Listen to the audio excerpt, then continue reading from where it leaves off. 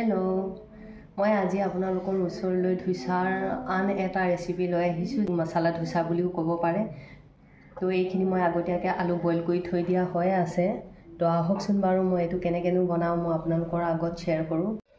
এইফালে মই আলুখিনি বাকলি গুচাই চফা কৰি ল'লোঁ আৰু মই ইয়াত তেল মাৰোঁতে যি বস্তু লাগিব সেই গোটেইখিনি মই কাটি ৰাখিলোঁ।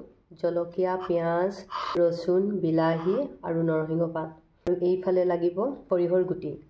আৰু ইয়াত মই অলপ বাটাৰ গৰম কৰি গলাই ল'ম। আজি বাটাৰে দি কিনে বনাম যিহেতু এইখিনি মই এতিয়া গলাই লওঁ আৰু এই বইল কৰি থৈ দিয়া আলুখিনি ভালকৈ ভাঙি লওঁ। এইখিনি হৈ গ'ল। এতিয়া মই টেৱা এখন পাতি দিলোঁ। টেৱাখন গৰম হৈ গ'ল। মই এতিয়া তেল দি দিছোঁ। মই ইয়াত প্ৰথমতে নৰসিংহ পাত দি দিছোঁ আৰু কেইটামান সৰিয়হ গুটি দি দিছোঁ। জলকীয়া অকণমান দি দিছোঁ। এইফালে পিঁয়াজ দি দিছোঁ, ৰচুন,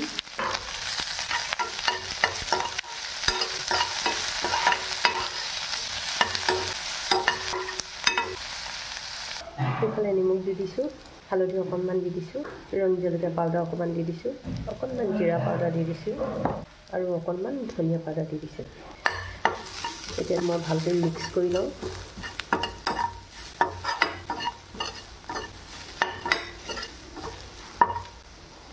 ইয়াত মই এতিয়া বিলাহী দি দিওঁ।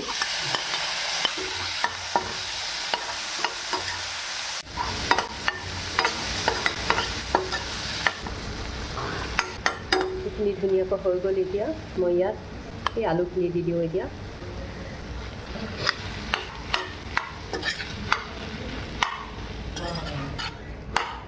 ভালদৰে গোটেই মছলাখিনি মিক্স কৰি ল'ব লাগিব।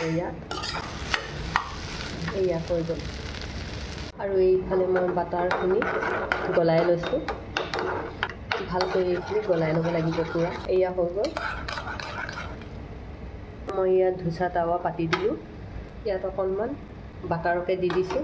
এই কাটি থোৱা পিঁয়াজডোখৰ এনেকৈ মই চবফালে লগাই ল'ম বাটাৰখিনি, যাতে ধোচা তলত লাগি নধৰে, উলিয়াবলৈ সুবিধা হয়, যাতে উঠি যায়।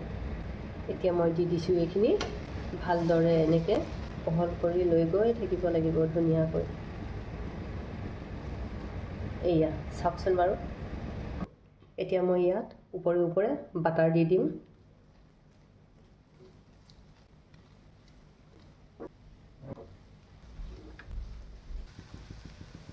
মই ইয়াত আলু দি দিওঁ।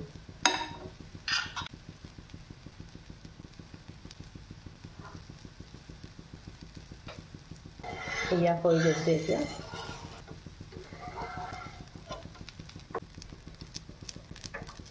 এয়া হৈ গ'ল। মই এতিয়া ৰাউণ্ড কৰি দিওঁ।